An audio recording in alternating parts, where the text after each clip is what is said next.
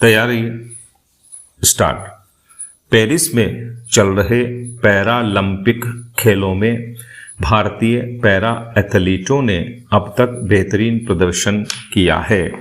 भारत 3 स्वर्ण पदकों सहित कुल 16 पदक अपनी झोली में डाल चुका है।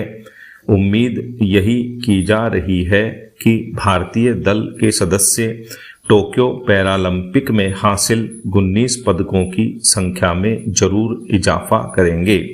करीब 5 दशक के पैरालंपिक इतिहास में पदकों की संख्या भी 1 से बढ़कर 19 तक हो गई है। यह सफलता इसलिए भी मायने रखती है कि वे सामान्य एथलीटों से कई गुना अच्छा प्रदर्शन कर रहे हैं। यह सफलता यह संदेश भी देती है कि शारीरिक बाध्यताएं किसी के सपनों और महत्वाकांक्षाओं को बाधित नहीं कर सकती। हाल ही संपन्न पेरिस ओलंपिक में 117 एथलीटों का भारतीय दल एक भी स्वर्ण पदक हासिल नहीं कर पाया। भारत को 1 रजत और 5 कांस्य पदक से ही संतोष करना पड़ा। दूसरी ओर पैरालंपिक में भारत अब तक 3 स्वर्ण पदक जीत चुका है। इसमें कोई संदेह नहीं कि श्रेष्ठता हासिल करने के लिए पैरा एथलीटों को सामान्य एथलीटों की तुलना में कहीं अधिक मेहनत करनी पड़ती है, लेकिन तुलनात्मक रूप से एक और जहां उनके लिए सीमित संसाधन उपलब्ध हैं, वहीं पदक जीतने के बाद भी वित्तीय प्रोत्साहन की कमी दिखाई देती है। ओलंपिक खेलों में पदक जीतने वालों के लिए तो सरकार और कॉरपोरेट हाउस खजाना खोल देते हैं। जब पैरा एथलीटों की बारी आती है तो ऐसी उदारता उनके लिए नजर नहीं आती। होना तो ये चाहिए कि पैरा एथलीटों की हौसला अफजाई को ज़्यादा तवज्जो मिले ताकि उन्हें नायक के रूप में पहचान मिले।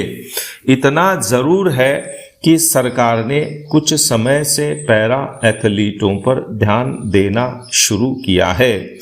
खेलो इंडिया योजना के तहत पैरा एथलीटों को प्रशिक्षण, उपकरण और अन्य आवश्यकताओं के लिए वित्तीय सहायता प्रदान की जा रही है। पैरा एथलीटों को भी अर्जुन पुरस्कार, पद्म पुरस्कार और अन्य राष्ट्रीय खेल पुरस्कार दिए जा रहे हैं। सरकारी नौकरियों में आरक्षण भी दिया जा रहा है, लेकिन यह सब कुछ सामान्य एथलीटों के बराबर नहीं है। जाहिर है कि अभी पैरा एथलीटों को बढ़ावा देने के लिए काफ़ी कुछ करने की ज़रूरत है। संसाधनों और वित्तीय प्रोत्साहन में समानता लाने के लिए और अधिक प्रयासों की आवश्यकता है। पैरा एथलीटों के लिए नीतिगत स्तर पर सुधार किए जाने चाहिए। समाज को भी पैरा एथलीटों के प्रति अपनी सोच में बदलाव लाना होगा। हमें उन्हें केवल एक दिव्यांग व्यक्ति के रूप में नहीं बल्कि एक नायक के रूप में देखना चाहिए जो देश के लिए सम्मान और गौरव में वृद्धि करते हैं। पैरा खेल कोटे से नौकरी का सब्ज बाग दिखाकर जालसाज युवाओं के सपनों के साथ खेल रहे हैं। उत्तर प्रदेश, महाराष्ट्र और पंजाब के बाद अब राजस्थान में भी ऐसे फर्जी खेल संगठन तेजी से पनप गए हैं।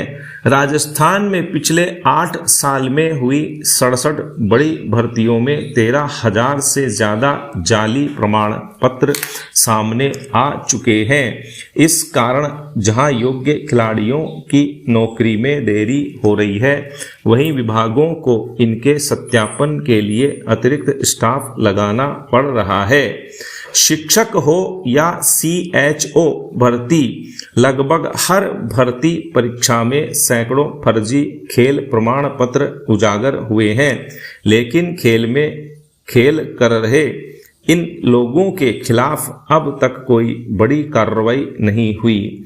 दरअसल प्रमाण पत्र बांटने वाले ज्यादातर खेल संगठनों ने सोसाइटी एक्ट में अपना पंजीयन करा रखा है।